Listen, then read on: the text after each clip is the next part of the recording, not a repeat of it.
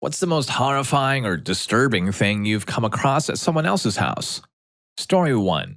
So, this happened back in high school at my friend Josh's house. Josh lived down the street from me in an old 2-story house with 8-foot ceilings. Upstairs, next to his bedroom, but at the opposite end of the house from his parents' room, was his computer room. On one particular day, a few of us were gathered at Josh's place, seated in the computer room, engrossed in a PS2 game, while he occupied the computer. That's when our other friend, Jer, asked about something he noticed on Josh's wall. Upon touching it, he mentioned seeing streaks on the paint. Josh paused for a moment, then laughed and said, "Want to check out something neat?" He switched off the light, headed to his room, and returned carrying a black light. Upon flipping it on, the entire wall illuminated. Streaks of dried white gold stretched from nearly the ceiling down to small puddles on the floor. Handprints and smudges appeared in spots where it seemed he had attempted to clean some of it. Even the ceiling fan had areas lighting up. The computer keyboard glowed, as did various sections on the desk and the floor around it. Throughout the incident, Jer sat in a wooden chair nearest the wall, wearing a horrified expression. Things escalated when Josh brought the backlight closer to that chair, revealing the extent of the mess that covered it. That day, I discovered that Josh liked to leave his stains everywhere and on everything. 3 years later, his family moved to another house and sold that one to his former boss. He mentioned trying to clean it up as thoroughly as possible, but his efforts didn't succeed. So that guy just turned his computer room into an icky splatfest. Ugh, yuck, gross. Definitely not my vibe, man. Gotta keep my room clean and sleek. Story 2. So back when I was a kid and the Nintendo Entertainment System debuted, there was this unfortunate kid at school who faced rejection from everyone. His name was Patrick. There were dreadful stories circulating about his parents. It was a small town. His father went by the name Big Joe, and I remember witnessing him taking a whiz in the middle of the mall's parking lot on a scorching summer day right in front of everyone. They were an exceedingly unkempt family. One day, Patrick mentioned that his uncle, a quote-unquote wealthy man, had sent him an NES for his birthday and wanted someone to join him in playing. Initially hesitant due to uncertainties about my parents' approval, I eventually went because I felt sorry for him, seeing how he was rejected and alone. We arrived at his place, and the moment we opened the door, an overwhelming stench hit me, undoubtedly the worst odor I'd ever experienced in my entire life. It was like a physical barrier, almost palpable against the skin. Just recounting this makes me queasy. I attempted to breathe through my mouth, but I could taste it lingering in the air. I'd never seen anything quite like it. The place was littered with dirty dishes, cigarette butts, and a dog mess strewn about. In the kitchen, there sat a couch with a small TV where the NES was connected. His mother was playing and didn't even acknowledge our presence. Empty soda bottles and bags of chips were scattered around her. Patrick tried to engage her, questioning if she had been playing Mario nonstop without sleep, but he struggled to capture her attention. After a few attempts, she finally noticed us and exclaimed, "Oh, sorry, did you bring a friend to play Mario? I'll let you play. That game is so much fun, I crapped my pants." Initially, I assumed she was joking. However, when she stood up, it became evident that the woman had actually soiled her pants. Her pants and the couch were soaked, bearing stains on her backside. And the smell, God, the smell. I then went to what seemed like a sink covered with dirty dishes and threw up in a bowl containing an unknown substance in a late stage of putrefaction. I told Patrick that I had to leave, and I just ran out the door. I never told my parents about this story because I feared their reaction, but I should probably tell them the next time I see them. Story 3. When I was young, I had a hard time finding anyone I could play Dungeons and Dragons with. I eventually discovered that there was a gaming club at a library over in the seedy part of town, so I rode my bike over every Saturday morning and joined in whatever was being played. Eventually, I met some guys in their late 20s who wanted to start a D&D game. It turned out that they were essentially a group reliant on welfare, but I didn't mind because I was finally getting to play my game. I visited their unclean houses and played D&D with them. Luckily, the DM had a job and a family, so we usually played in his finished basement. However, occasionally we played at the other houses. One of the players was also in the Amiga Club, and he always had new games that I didn't have. So I'd visit his place with blank floppies and return with a bunch of DIY pirated stuff. But his place was the worst, a basement bachelor unit in a seedy building.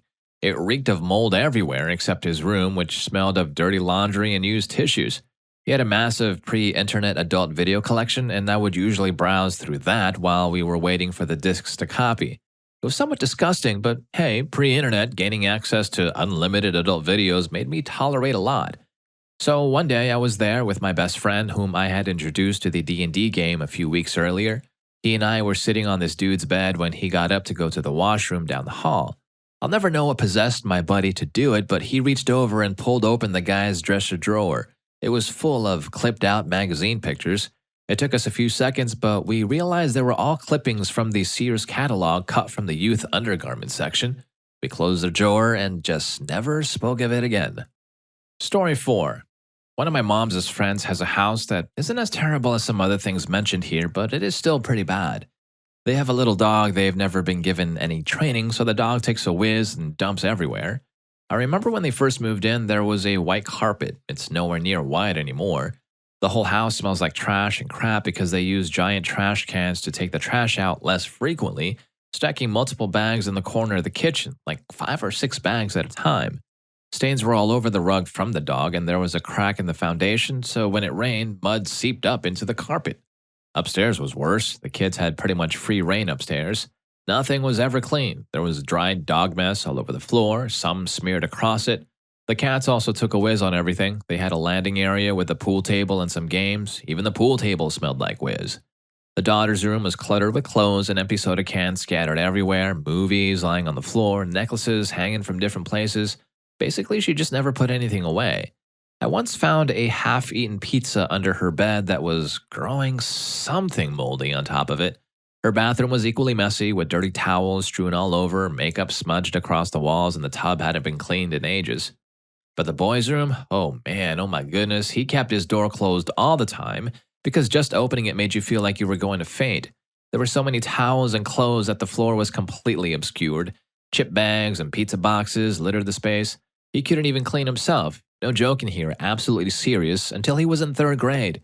He still struggles because of the odor in his room and the fact that there are stains all over his boxers, towels, and bed. Just wanted to add that he has no mental issues. He is fully mentally capable and is actually very smart, just an absolute child.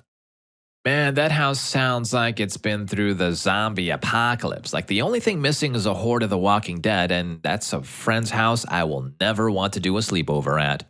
Alright, so you think this is messed up? Well, hang on tight for story number 6. The guy there witnessed a rare bug situation. Bananas. Story 5. This was not my experience, but my aunt's. It was back in the 50s when my aunt was a teenager. She was hired by a couple to babysit. She had never babysat for this couple before, but she was impressed because they were wealthy and lived in big houses. The 2 small children were well-dressed and well-behaved, and my aunt spent the day with them, fed them, played with them, etc. And that evening, she got them ready for bed. The parents were due back later that night. Now, my aunt heard some sounds coming from an upstairs closet.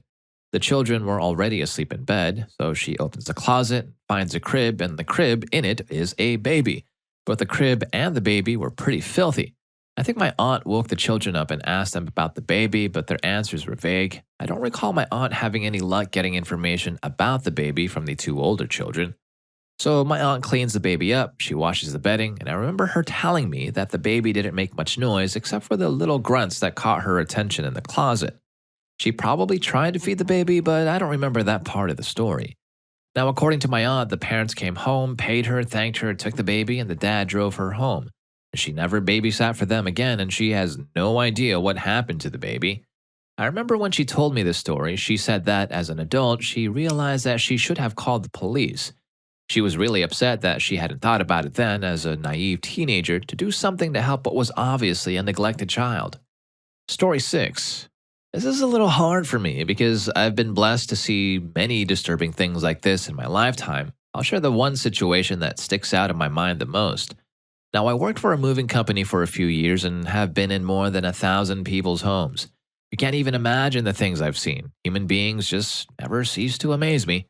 So we had a typical day in the moving business and had already finished off our first move of the day. We had lunch at Subway before heading to the next job, which looked like a cakewalk, 3 to 4 hours of moving an apartment. We arrived at our destination, unpacked our gear, and headed up to the top floor of a pretty gross old apartment building. It was the kind of place that had been around for probably 50 years or so with minimal maintenance, so it had an odd stink to it, but nothing completely out of the ordinary. It was on the third floor with no elevators, which was no big deal considering the amount of things that needed to be moved. So we walked up past the last flight of stairs and something just smelled odd. The already stale, musky apartment building scent took a strange turn with a smell of almost ammonia added to the mix. No big deal, right? So we walk up to the apartment and a man greets us telling us that it was his sister's place and she was in the hospital for 3 months but had been out for a few weeks. We're like, okay, whatever, let's just move this stuff. We opened the door and I was the first to walk in, although I hit the doorway and couldn't move any further. My senses were just completely flooded with the most horrifying smell I have ever encountered in my life, so thick that I literally just couldn't move any further. I looked around to see what was causing it, and the whole apartment was littered with garbage and mass amounts of dog mess. And for some reason, there were newspapers all over, not for the dogs, just strewn about the place with pieces of dirty stains stuck to them. I look at the windows, none are open, and one has a small window AC unit circulating the stench. I have a really bad gag reflex, so it instantly starts. I begin retching and stepping back into the hallway. A small amount of my sub from lunch is being pushed up into my throat and my eyes just start watering. It turns out this lady was not at the apartment for 3 months and her dogs had just been living there with no supervision except maybe getting fed once in a while. Someone had to have had fed them, right? Where would all the mess come from? 3 Dachshunds were just loose in there for months, leaving their mess on everything. And to top it off, this lady was still living there for a few weeks in this stench hole, just sitting in air conditioning, circulating that. I'll admit that it was a small 1-bedroom place also, and she was a big lady and it was so bad you could smell it on her within a 10-foot radius or if you were walking 20 to 35 feet behind her, leaving a stench trail. It was so bad you almost expected to see something like gasoline fumes in the air on a hot day. So I looked at my partner with a look like, no freaking way are we doing this job, right? Luckily, the man had no gag reflex. He was known for it about the place, actually, so he gives me this look like a crazed madman and just tells us to put our gloves on. He started hurling furniture from the apartment into the hallway as fast as possible, and we ran it to the truck as fast as possible, too. Luckily, we only moved a few essential items. They wanted to move the whole place, but that wasn't happening. Now, in the moving business, you never know what you're going to find. Open a drawer because you have to lift a dresser only to find strange-looking adult videos or toys owned by people you really didn't think would have a toy collection. Who doesn't put this stuff away when movers come? Another team of guys actually found a deceased cat under an elderly woman's bed one time when they lifted the box spring. I wish I were there so I could share the details of that one. Story 7. I had some good friends, geeks who lived in the bad part of town. Their apartment was fully infested with roaches, but they had forged a sort of Joe's apartment relationship with them. They loved to paint miniatures, and when a roach got too close, they'd go blap and smack them with a paintbrush. So they had all these Braveheart roaches running around with bodies half-colored in bright paint. Anyways, they're playing this long, drawn-out game one day. I don't remember what it was, but I think it was Risk, with one of my friends who was just this endless hard luck case. He's a great guy and has a great attitude, but life finds him and dumps on him whenever it can. So after a few hours of play, he wins and exultantly jumps up and cheers. The only problem is that he leaps out of his chair like Super Mario, fist bumps a styrofoam ceiling tile, dislodging it and causing a rain of multicolored crawlers to come cascading onto him. I heard he just stood there and screamed for a while.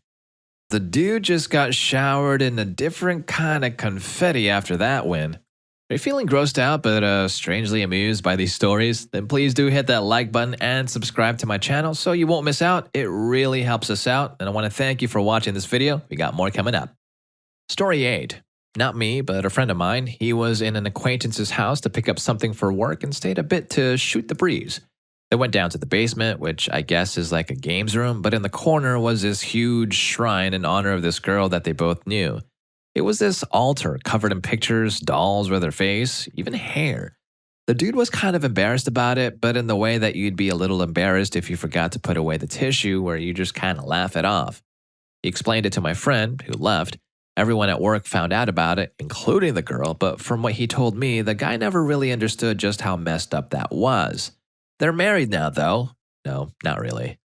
Story 9. A university friend of mine lived with some foul bachelor frogs.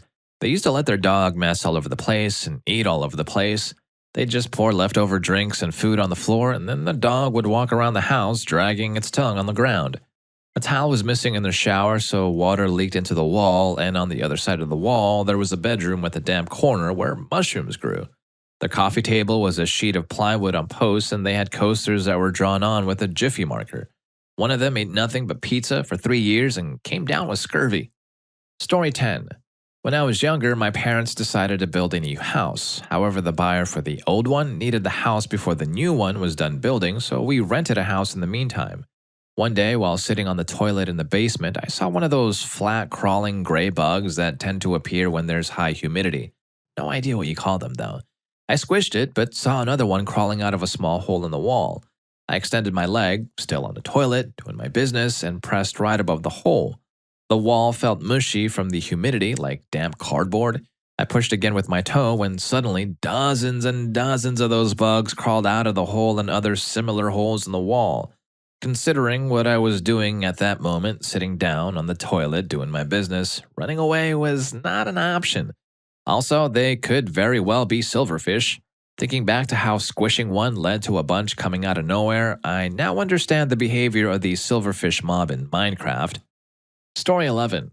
While I was in college, I visited another friend's apartment. It was summertime in Maine, a wet summer with a lot of rain. The basement was warm and dark, and I had to go downstairs to find a hammer or something, and when I turned on the light, the entire rug, a small area rug at the bottom of the stairs, which apparently collected moisture or runoff from the basement stairs and walls seeping water, was completely covered with mushrooms, fungus at least 5 inches high. So therefore, if I stepped on the rug, my feet would have sunk about 5 inches into mushrooms. Now, the creepiest thing about it was that the mushrooms would lean towards you when you got close and would shoot spores into the air when the warm air brushed by them. So it was as if they were watching you or could sense you close by and trying to spore you if it disturbed the air enough. I'd never seen mushrooms react to warmth or something nearby, let alone try to fire spores into the air to get you. I was equally fascinated and terrified that I might get spores all through my lungs or whatnot, so I bolted out of there. Bro got so spooked by mushrooms, he thought they were monsters. It reminds me of an episode or two of Last of Us. Story 12. An acquaintance of mine and his wife had moved into a newly built, rented townhouse with 2 large dogs, labs. Now they'd been living there for a few months, and I went in to sell him some computer stuff. There was dog crap and fur everywhere. Lots of dried, full-size ones, some stamped down and stained into the living room carpet, which I don't think they used at all. They were both computer fiends, so they spent all their time in their computer room upstairs. Going up the stairs, there was enough shredded fur to make at least 3 or 4 more dogs. I noticed some upstairs on the landing, but their computer room was mostly clean. They didn't have much in the house as far as furniture or anything at all, really. It's not like they were hoarders, just lazy and kind of nasty, actually. Story 13. So I was in about the 6th grade, my neighbor was in high school, and his little brother was in 3rd grade. The neighbor and I were sitting in his room playing the original Medal of Honor in the late 1990s, and then his little brother comes running in, waving a big, floppy, purple, intimate toy that he had found in his mom's room. His older brother then grabs it from him, slaps him in the face with it, and tells him to put it back. I never laughed so hard in my life. That kid got excited when he saw the real-life eggplant emoji. Story 14. I was at this guy's house. He was pretty weird to begin with, but we had been friends for so long that I didn't seem to notice anymore until this one day. So I'm in his room watching TV with him. His walls are covered in pictures of old movie stars from the 1920s to 1940s. I was sitting on his floor when I felt something scratching my leg a bit. I looked down and it was a toenail clipping. Whatever, I thought. He probably forgot to throw it away. Nope. Once I saw the first toenail clipping, I couldn't stop seeing them. Like, literally, there were hundreds of toenail clippings all over the floor. He then sees me looking at the floor, somewhat horrified. He laughed and called them his friends. Story 15. A friend of mine is a house appraiser in New Jersey. He walks into the living room of one particular client's house, and there is a glass coffin in the living room with the body of a woman preserved inside, a la Lenin. The guy says it's his mother. My friend said it was the fastest house he had ever appraised in his entire career. Story 16. Back in grade school, I had this friend whose parents were borderline hoarders. Their house wasn't quite show material, but moving around was a challenge. Funny thing was, for us humans, it was like an obstacle course, but for centipedes, it was like an amusement park. They were everywhere, some looking like they'd wandered into a radiation zone by mistake. One night, I crashed at their place and I could swear I heard them scuttling across the floor. Now, if those were real centipedes, sleeping there would be a total nightmare, like a bad sequel to some Indiana Jones movie. And that's the last one for this video. Thank you for sticking around until the end. If you want to watch more stories about things people wish they never saw, then you gotta check out What's Something You Wish You Could Unsee. Story 5 was gut-wrenchingly hilarious. I'll see you there, and thank you for watching this video.